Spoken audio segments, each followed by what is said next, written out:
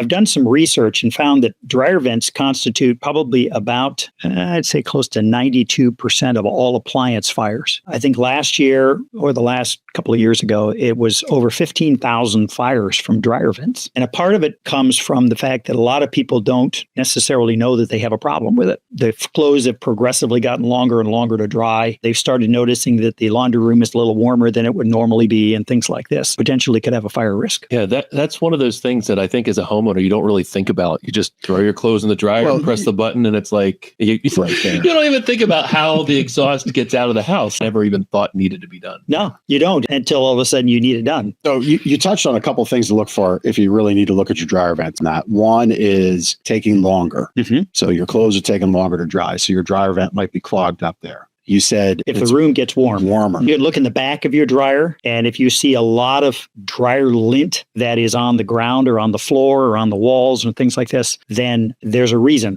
There's negative back pressure that's pushing it back into the house again. If you don't walk outside and you see those little louvers, and if they're not moving when you turn on your dryer, there's a good chance that it's probably plugged. So there's some things that you can do. A lot of people think that it's a DIY project, and that's fine if they want to do it on their own. But typically, they miss a lot of the things, or they just automatically assume, okay, if I clean it from this far, but they don't know how to get rid of a nest, for example, if there's a bird nest or a mouse in there. We've had plenty of those nests in there because the louvers on the back are either broken or not there. So if you notice things are taking a little longer to dry, and if you're noticing that temperatures are higher and such, it's probably a good idea to get it checked.